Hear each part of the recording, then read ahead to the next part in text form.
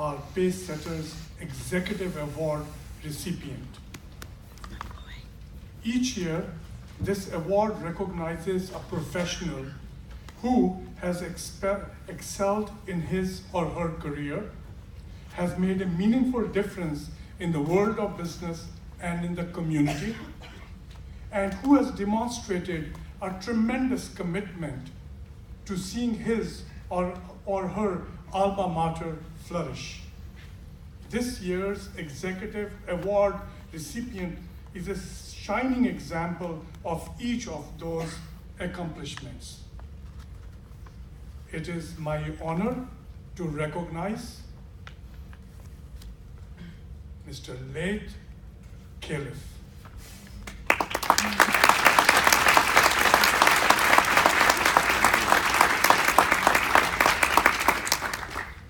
And let me also point out that Laith is accompanied today with his mother, his wife, his father, his sister, and a number of mentors alongside with him. We welcome you all. As you may have read in your programs, Laith's journey to Ohio State, and Fisher was anything but typical. Born in Kuwait, he fled the Middle East with most of his family during the First Gulf War, eventually settling as a teenager with his grandparents in Ashland, Ohio. Naturally, acclimating to a new life in a new country was a challenge. To help ease one aspect of the adjustment, that is language, Laith's mother, May, allowed that he and his brother watch only 30 minutes of television each day. But there was one catch. It had to be CNN's headline news. So Laith quickly became by far the most worldly up-to-date student at Ashland Middle School. After all, not many 13-year-olds have a favorite cable news anchor. It was, by the way, Chuck Roberts. But the news, particularly financial news, inspired a curiosity about business. This curiosity led Laith to apply to Ohio State, the only university on his list.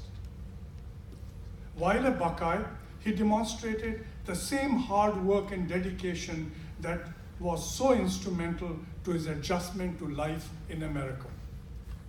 He worked his way through college as a resident advisor at Halloran House and as a night assistant at Jones Tower. He was a bouncer at the Varsity Club and worked retail at Abercrombie and Fitch inside the since demolished City Center Mall. He graduated with 196 credit hours, the exact number needed to earn a business degree. He's since gone on to a successful career in finance, but Laith's passion for and commitment to Ohio State has remained a priority for him. He's been instrumental in the success of the Career Closet, which provides free professional attire to Ohio State students. It wasn't long ago that Laith was personally making clothing runs, driving to friends' houses, many of whom are leaders at some of the city's top companies, and piling their unwanted suits and clothing into his SUV for delivery to the Career Closet. Today, you'll find Laith at Career Closet events, helping students pick out just the right clothing and inspiring them to achieve their full potential. Here at Fisher, Laith is a familiar face to many, especially to students in the honors cohort. He's a regular guest in our classrooms, sharing with students lessons on financial literacy. And outside the classroom, he's even more engaged. Alumni who have known Laith have called him up for advice on everything from the right clothing for a job interview to which retirement plan to choose at a new job.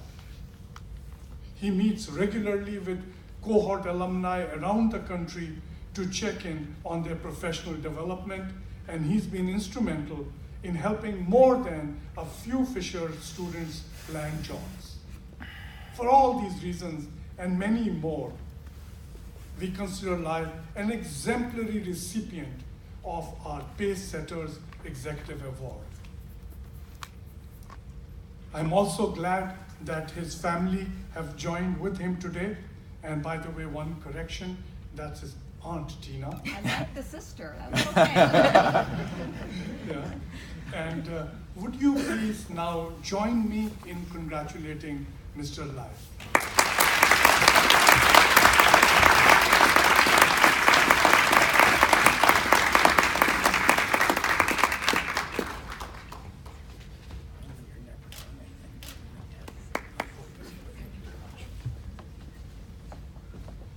So let's get this started right. OH! I-O! OH! I-O! That's what I'm talking about. Dean and Neil, thank you very much. Selection Committee, thank you.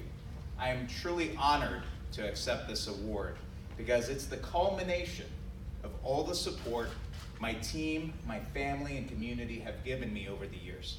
And especially my wife, Beth, who reminds me that I still have to take out the trash on Wednesdays. She keeps me humble. I'd like to share with you that it's important for me to mention where I started, to put into context how inconceivable it is that I'm standing here today and how impossible it truly is just a word. As Dean Makija mentioned, I was born in a very volatile region and lived a good part of my life overseas. I've known adversity for many years, starting at 6 years old. For example, the very first memory that I have growing up is a car bomb that blew up next to our school. I remember looking up at the big explosion, the big plume of smoke, and the shattered glass. Again, I was 6 years old. Things got so scary that the U.S. Embassy called my mom and said that your two boys need to get out now, otherwise we can't guarantee your safety. You see, my mom, brother, and I are U.S. citizens, but my dad is not. He's Jordanian. So my parents made the gut-wrenching decision that my dad would stay behind while the rest of us would flee to safety. I left that day not knowing if I'd ever see my dad again. I was 13 years old. We made it to the States and moved into the basement of my grandparents' home, practically with just the clothes on our backs.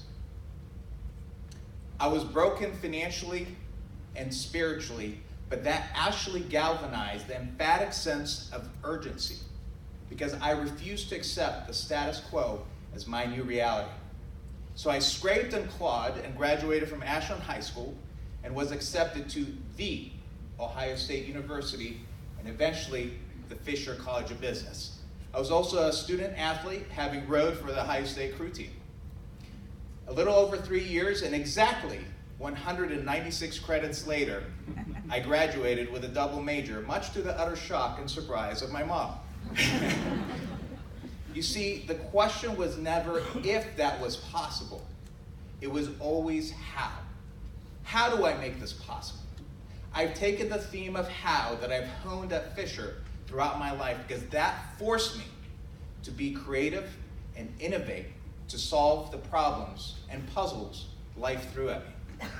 Now that I graduated from Ohio State, I was ready to conquer the world. But unfortunately, the road was never easy. Adversity always seemed to find me. One instance in particular I'd like to mention. I asked a successful business person, well-connected, out to lunch to ask for advice on how to get new clients, the lifeblood of the business I'm in. Midway through our meal, he leaned over to me as if to share a secret. He said, "Do you mind if I'm honest with you?" I'm like, "Yes, please." Yes. He said, "You have a problem. Your name, Laith. It's different. And people don't necessarily appreciate or trust different, especially when it comes to their money." He wasn't being mean about it. He was stating it as fact, a conclusion that he made as fact. From that moment, I was obsessed with proving him wrong. Not because I'm competitive. It's because I refuse to secede to the notion that I'm professionally doomed because I'm different. Because I believe with every fiber of my being that you never, ever let somebody convince you that you can't because you're different. Since that conversation, I became a vice president at 30 years old, a senior vice president at 39, and a managing director now at 41. I've received 2 high-level accreditations from our industry, and I'm currently working on my 3rd. Now, I hope you take what I just shared with you in the context and spirit that I'm trying to share with you. You don't ever allow anybody to let you not pursue your dreams. Now, it's important for me to mention that it takes a team to make things happen. I wouldn't have done it without my partner, Jim, and my team, and especially our clients, who I cherish their trust and loyalty. Which brings me to my last point. Paying it forward, as Woody Hayes so eloquently put. I have so much debt to pay that I happily make by constantly asking the question, what can I do to help? And one of those opportunities is working with the amazing Ty Shepfer and mentoring the cohort honors students, my adopted kids. I don't pay for tuition. I am passionate about contributing to your success as my mentors have done for me. I want to leave you with this. I want you to have faith in yourself.